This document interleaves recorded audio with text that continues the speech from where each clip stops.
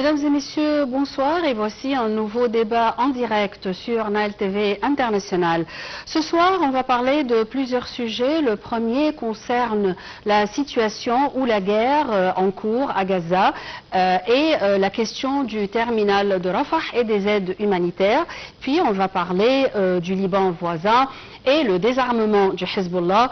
Et puis on va parler de la visite de Volodymyr Zelensky aux États-Unis et c'est pour parler avec le président Donald Trump, bien sûr, sur la question de la guerre russo-ukrainienne. Tout d'abord, on va vous dire les informations les plus importantes concernant l'Égypte aujourd'hui. Le président Abdel Fattah el-Sisi a enjoint de consolider les initiatives pour tirer profit des opportunités économiques disponibles et d'intensifier les efforts en vue de créer un environnement favorable à l'investissement étranger et à l'autonomisation du secteur privé. Le chef de l'État s'est exprimé aujourd'hui lors de la réunion avec le gouverneur de la Banque centrale, M. Hassan Abdallah. Selon le porte-parole de la présidence de la République, l'ambassadeur Mohamed El-Chenaoui, le président Al-Sisi a souligné que la disponibilité des ressources en dollars affecte positivement l'assurance de stock, rassurant des divers produits, dont les produits pétroliers et les matières premières nécessaires pour les usines.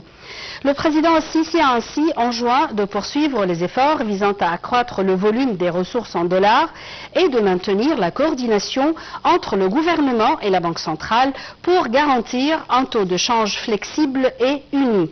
La réunion était également centrée sur l'examen de la situation de l'économie mondiale et sur les répercussions des défis internationaux sur l'économie globale. Le chef de l'État a d'autre part enjoint de renforcer les primes afin d'attirer davantage d'investissements. Et sur la scène politique, le président Abdel Fattah el-Sisi a exprimé sa profonde appréciation à l'émir de l'État du Qatar, soulignant la volonté commune de renforcer les relations bilatérales conformément aux aspirations des deux peuples et aux défis régionaux ainsi qu'internationaux actuels. Le président s'est exprimé aujourd'hui lors de son entretien avec le Premier ministre, ministre qatari des Affaires étrangères, Cheikh Mohammed bin Jassim Al Thani, en présence du chef des renseignements généraux, le général Hassan Rashad, ainsi que du chef de la sécurité de l'État du Qatar, Khalfan bin Ali bin Khalfan Al-Ka'bi.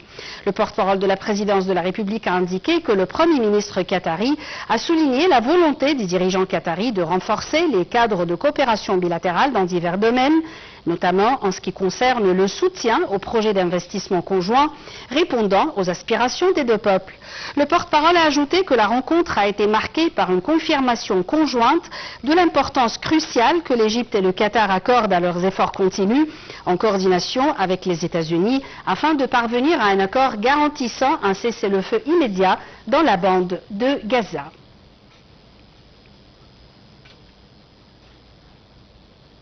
Mesdames et messieurs, le président Abdel Fattah el-Sisi a reçu aujourd'hui le conseiller à la sécurité nationale et commandant de la garde royale du royaume de Bahreïn, ainsi que le commandant des opérations spéciales du royaume. Le porte-parole de la présidence a indiqué que la rencontre a réaffirmé la volonté de l'Égypte de poursuivre la coordination et la coopération avec Bahreïn.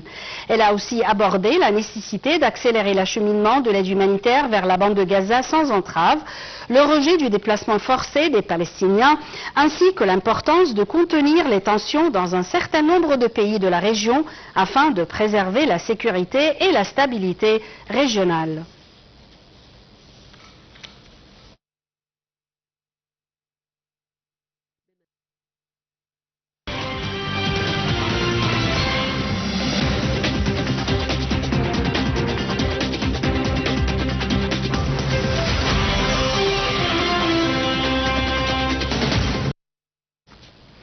Et mesdames et messieurs, pour mieux parler de la situation ou de la guerre à Gaza, des aides humanitaires et de la situation au terminal de Rafah, on a le plaisir d'accueillir au bout du fil Dr Hassan Abdel Fattah, qui est analyste politique. Bonsoir.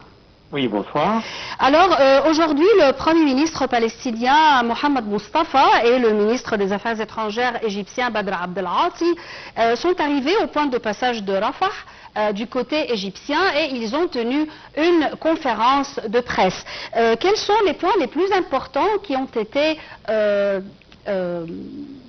dites aujourd'hui dans cette conférence de presse? D'abord, ils ont rendu hommage, en effet, à la coopération étroite entre les deux parties, ça veut dire la partie palestinienne, représentée par l'autorité palestinienne, et l'Égypte.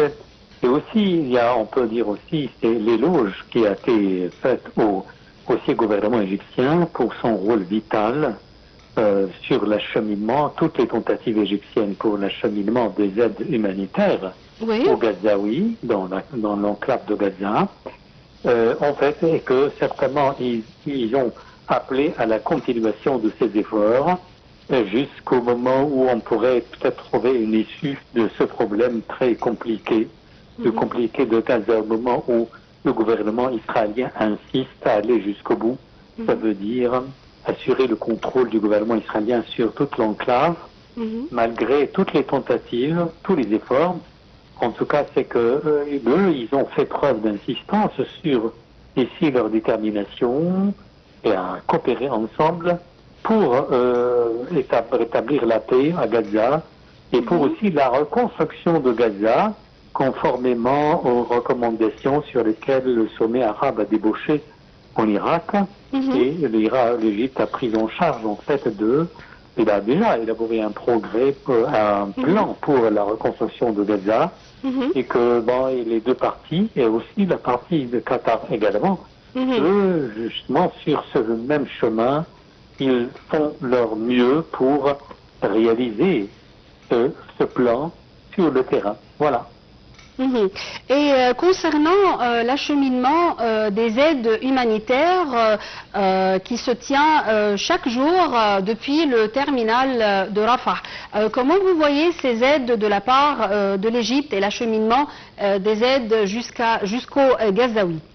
L'Égypte fait son mieux. C'est vrai que ces aides ne sont pas suffisantes parce qu'il y a d'autres pays certainement qui contribuent. Mais l'Égypte fait son mieux. Et l'Égypte aussi, le plus important, c'est les tentatives diplomatiques pour convaincre le gouvernement israélien et pour convaincre également Trump de dissuader Israël de son plan de ce qu'on appelle le Grand Israël. Ça, c'est sur le plan diplomatique, mais les acheminements, les aides ne sont pas du tout suffisants, soit du côté de l'Égypte, soit d'autres pays, parce qu'on sait très bien que le blocus, en fait, qui est imposé par le gouvernement israélien, et les restrictions imposées à l'acheminement des aides humanitaires ont un impact nocif sur l'accès des Palestiniens, des Gazaouis, à ces aides.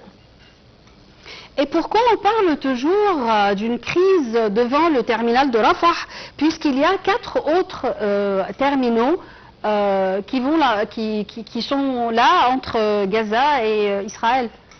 Parce qu'Israël, en fait, empêche le passage des acheminements des aides humanitaires par les autres points. Et puis après, il a mis beaucoup de restrictions sur le plan de temps, par exemple des horaires pour l'acheminement. Et parfois, Israël viole en fait les horaires qu'il a déjà institués. Par exemple, il dit de telle heure à telle heure, et puis après, tout d'un coup, on bloque complètement le terminal. Et bien que ici les Palestiniens, ou bien aussi simplement les organisations humanitaires, respectent les horaires déjà imposés par Israël. L'Égypte a insisté maintes fois que le terminal de Rafah est toujours ouvert. Aujourd'hui, le chef de la diplomatie, Badr Abdelghati, a affirmé que le terminal de Rafah est ouvert 24 heures sur 24 et qu'il n'ait jamais été fermé du côté égyptien. Comment, à votre avis, il y a des voix qui s'élèvent toujours contre l'Égypte, contre l'acheminement des aides? Pourquoi? Parce que peut-être on s'attendait à plus. Enfin, quand on s'attend vraiment à plus, ça veut dire parfois on se heurte à des difficultés. On sait très bien qu'il y a toujours certainement, tout le monde a beaucoup d'aspirations, par exemple.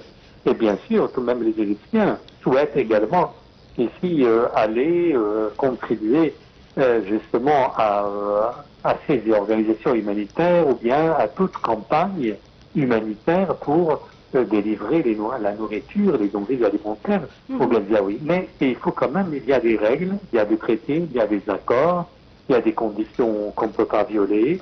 Et l'Égypte, en fait, parfois se trouve coincée entre les deux. c'est-à-dire qu'elle a des obligations, ici selon le droit international, des obligations imposées par les traités signés avec toutes les autres parties. Oui. Elle doit certainement respecter ces conditions. On respecte en fait le droit international, tout en sachant bien sûr que la situation est tragique à Gaza. Et parfois on est coincé. Vous savez qu'il y a deux types d'obligations contradictoires. On ne peut pas violer, parce que si par exemple on viole ces conditions ou ces règles, ça risque quand même ça risque du côté d'Israël de renforcer le blocus et ça va vraiment se retourner contre les Palestiniens. Oui. Et est-ce que vous pensez que le largage des aides qui a été fait par d'autres pays pour les Gazaouis est efficace? Voilà, c'est efficace quand même puisqu'on sauve des vies humaines. C'est tant qu'on sauve des vies humaines, voilà, mais cette efficacité est limitée à cause, bien sûr, l'obstination israélienne. Non, je veux dire, est-ce que ce largage vraiment arrive jusqu'aux mains des Gazaouis? Parfois. Il y a par exemple parfois, selon les correspondants de presse et les correspondants de chaînes télévisées françaises, à titre d'exemple, ce que je suis moi-même, c'est que parfois on arrive, mais difficilement, à délivrer des quantités quand même modestes de nourriture aux Gazaouis. Parfois il y a des situations dramatiques. Une fois qu'on délivre un paquet de nourriture, par exemple, moi j'ai vu ça, à un enfant, l'enfant simplement, ici se retourne pour manger, tout d'un coup, hop, il a été ciblé par les balles israéliennes, et puis après il est décédé, il est tombé par terre, décédé. Il n'arrive pas justement à consommer le paquet. Et comment vous évaluez les tractations en cours entre l'Égypte et les pays arabes, surtout le Qatar et Bahreïn, qui ont eu lieu aujourd'hui? Eh bien, jusqu'à maintenant, c'est que, moi je suis un peu pragmatique parce qu'on s'attend quand même à un résultat concret. C'est-à-dire que jusqu'à maintenant, c'est que le problème, on sait très bien quand on voit le nombre de victimes des Gazaouis, des Palestiniens, et ça veut dire quoi? Et que justement, avec la continuation des opérations militaires, moi je pense que c'est le critère décisif, c'est d'abord, c'est l'arrêt de ces opérations. Parce que il y a des négociations, et on écoute par exemple des sources israéliennes, par exemple, les médias israéliens ont annoncé le projet de Grand Israël, au moment où il y a des tentatives des pays arabes, y compris l'Égypte par exemple, pour mettre fin à ces opérations militaires. Mais il y a certainement des sources différentes et divergentes. On entend des nouvelles contrastées, contradictoires, mais ce qui est important, c'est justement d'écouter le Premier ministre israélien. Et lui, il est déterminé d'aller jusqu'au bout. À tel point on ne peut plus, en fait, avoir confiance en ces déclarations. Même si, par exemple, s'il promet de permettre l'acheminement des aides alimentaires aux Gazaouis, on ne peut pas vraiment avoir confiance à ce qu'il dit.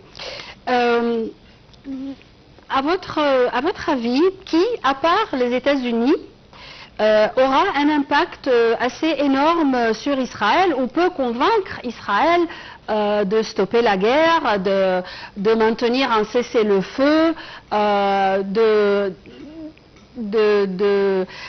donner le feu vert aux aides alimentaires, d'arriver vraiment aux Gazaouis? La Ligue arabe, l'Union européenne, la Grande-Bretagne et la Russie.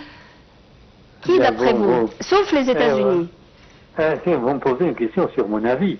Alors ma réponse est à votre avis, oui. Ah oui, personne. Personne. Aucune partie. Même les États-Unis. Même les États-Unis. En fait. Ah oui, c'est-à-dire moi personnellement je considère en fait que les États-Unis, ce n'est qu'une province en Israël. Pas le contraire. Pas le contraire. Pas le contraire.